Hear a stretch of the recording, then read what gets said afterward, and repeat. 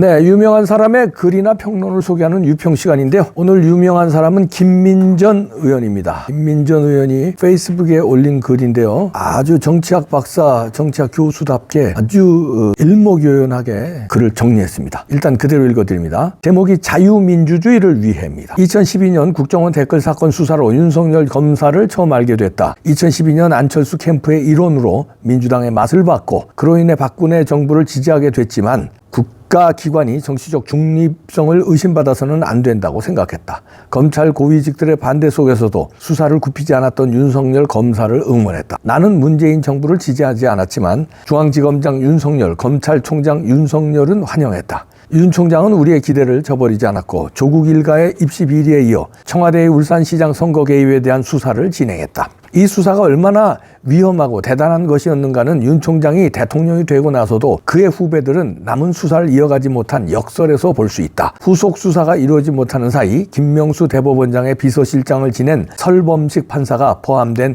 형사 2부는 1심 유죄를 받은 송철호 등의 무죄 선고했다. 정권의 아킬레스건을 수사하는 윤 총장에 대한 압박은 살벌했다. 결국 윤 총장은 정직 2개월이라는 징계 처분을 받았으나 12월 24일 홍순욱 판사는 징계 효력 정지를 인용했고 윤 총장은 직무 복귀했다. 사필 규정이지만 산타크로스의 선물이라고 생각될 정도로 고마운 판결이었다. 나는 2022년 대선에서 윤석열 후보를 적극 지지했다. 공익을 위해 개인적 불이익을 감수하던 윤석열 후보만이 문재인 정부의 각종 부패를 청산하고 공정한 대한민국을 가능하게 하리라 기대했기 때문이다. 울산시장 선거 개입을 비롯한 각종 선거의 불신을 해소하고 다시 자유민주주의를 회복할 것으로 기대했기 때문이다.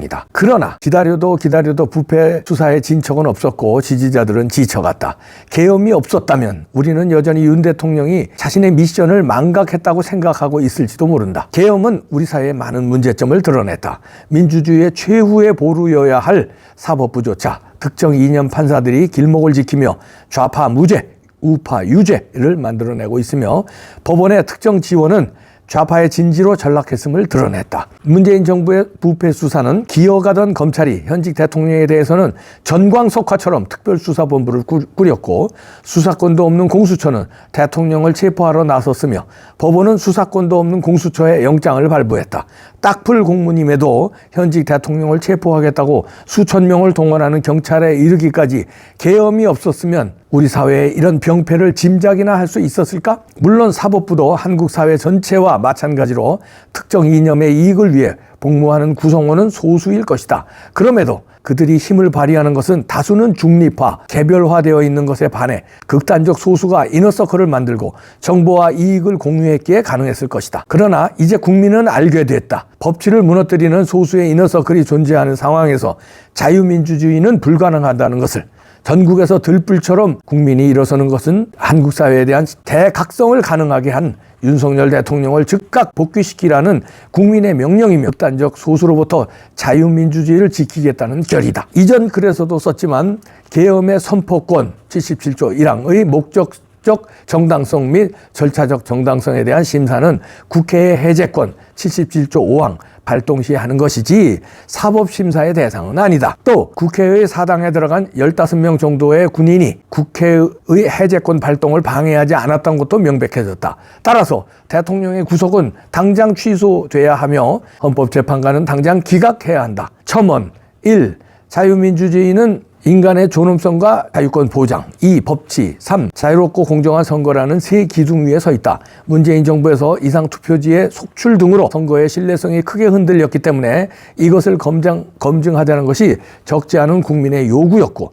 대통령은 이에 부응하기 위해 계엄을 통해 검증하고자 한 것이었다. 계엄과 같이 극단적인 조치가 아니라도 투명하게 투개표를 검증하는 것이 가장 바람직하지만 일상적인 검증이 불가능했기에 계엄과 같은 극단적인 수단을 강구하게 된 것이다. 왜 우리는 다른 나라들이 하는 포스트 오딧, 자동 재개표와 같은 장치를 가질 수 없는 것일까? 자, 이렇게 김민정 교수가 지금은 국회의원이 돼서 학자로서 그다음에 정치인으로서 아주 정제 있는 글을 썼습니다. 자유민주주의를 위해 윤 대통령은 계엄을 했다. 우리도 자유민주주의를 위해 윤 대통령을 지켜야 한다. 이런 얘기인데요. 그리고 요걸 쓴 지 하루 만에 김민전 의원이 이거를 또 올렸습니다. 총기 탄약은 두고 나갈 거야. 나온표죠. 문영배 재판관이 비공개 조치한 국회 투입 녹취록 채널A가 공개했습니다. 내란이 없었을 뿐 아니라 국회의원들을 위협할 의도도 없었음을 보여줍니다. 이런 채널A 방송을 캡처했는데요. 백문이 불여일견 보신 분도 계시겠지만 한번 보시겠습니다. 국회로 투입된 병력을 지휘했던 군 간부의 음성이 담긴 녹취 파일을 저희 취재진이 입수했습니다. 총기와 탄약은 들고 가지 말라는 당부가 담겼습니다. 여기 차들이 지금 거기에는 사람들이 밀집해 있거나 그러진 않지. 예, 울타리를 넘으려고 하는 인원들 일부 식별되었고 넘어가진 못한 상태입니다. 총기랑 탄은 안 들고 나갈 거야. 예, 그렇게 인지하고 있습니다. 그렇기 때문에 니네가 나가더라도 누군가는 총기하고 탄을 관리를 해야 돼. 병력들은 네가 좀 정신교육을 해. 우리가 이거는 뭐 군인이니까 하게 돼 있는 거 하는 건데 절대 불법적인 건 안 한다. 비상계엄 당일 계엄군의 통화 녹취가 공개된 건 이번이 처음으로 곽종근 당시 특수전사령관도 실탄을 지급하지 않았다는 주장을 한 바 있습니다. 김창학 수방사 군사경찰단장은 법무부의 긴급 출국 금지 조치가 이뤄진 비상계엄 관련 주요 군직기자 10명 중 1명으로 향후 특별수사본부의 조사에서 이 같은 내용을 진술하게 될 전망입니다. 자, 이렇게 채널A가 이제 보도를 했는데요. 야, 이 녹취 파일 잘 잡았는데요. 들으신 대로 총기와 탄약은 가지고 안 나간다, 두고 나갈 거야, 이런 얘기인데요. 그 지휘관이 부대원들한테 얘기하죠. 그러면서 절대 불법적인 행동을 안 한다. 군인이니까 명령을 따르는데 우린 불법적인 행동 안 한다. 그 총기 탄약을 안 가지고 나갔다는 게 이제 명확히 나온 건데. 자, 이런데 무슨 국회를 장악하려고 해갖고 무슨 폭동을 했다는 겁니까? 내란죄는 폭동이 전제돼야 되는데 총기를 안 가지거나 질서 유지 차원에서 300명도 안 되는 인원을 국회에 파견한 거예요. 그건 윤 대통령의 말이 그대로 입증되는 건데, 자, 이렇게 되면 이제 판이 끝난 건데 왜 요거를 헌재 재판관에서 못 틀게 하냐?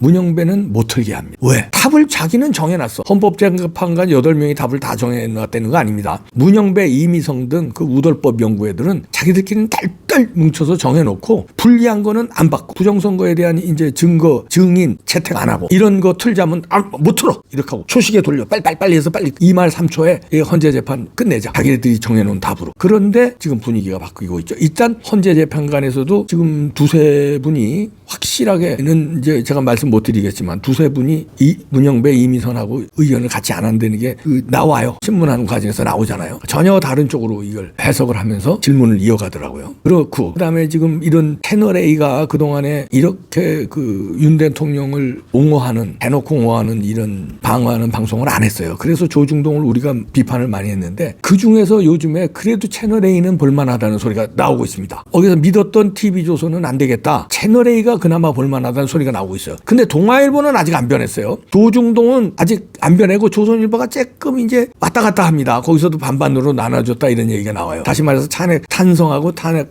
반대하고 반반 나눠줬다. 김대중 칼럼에서는 그 대통령을 탄핵시키자는 듯한 뉘앙스로 법의 심판을 빨리 해야 된다 이런 식으로 오늘 나왔는데 또 다른 기사에서 보면은 또 헌재가 흔들리고 있다. 그리고 흔들리는 거를 이제 조목조목이 뜨고 있더라고요. 그러니까 조선일보도 지금 반반 왔다 갔다 하는데 채널A는 중심을 잘 잡고 있다는 얘기입니다. 동아일보는 지금 아직도 정신을 못 차리고 있고요. 여기서 딱 나왔죠. 이거 팩트 아니야. 이건 총기 탄약은 두고 나갈 거야. 이거는 사실이잖아, 사실. 근데 이걸 왜 사실을 안 해? 그러고서 무슨 내란이고 폭동이래. 무슨 국회를 장악했다고 해. 불법적인 일은 안 한다고 지휘관이 명령하잖아요. 김민전 의원이 글로 또 이런 영상 캡처로 자유수호자의 역할을 톡톡히 하시네요.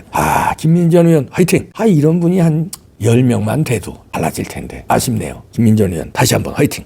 우리 이 헌법 제도 하에서 물론 더 궁극적인 헌법 수호 세력은 국민의 저항권이라는 말이 있지만 일단 헌법 제도의 틀 안에서는 그거를 대통령이 그냥 받아들이게 되면은 이거는 앞으로 이런 일이 막 반복이 된다 그러면은 정말 정치적인 이런 사법이라는 이름을 쓰고 이런 꼭 필요할 때 써야 되는 칼을 정치에 가지고 와서 하게 되는 그런 거를 초래한다고 하는 말씀을 이미 여러 차례 제가 드린 건데 다시 한번 반복해서 드리는 것입니다.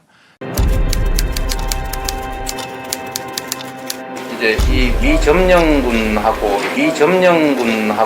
이건 철수해버리겠다는 얘기였어요. 제가 그래서 다행이다. 여기 찬스다. 우리 이 헌법 제도 하에서 물론 더 궁극적인 헌법 수호 세력은 뭐 국민의 저항권이라는 말이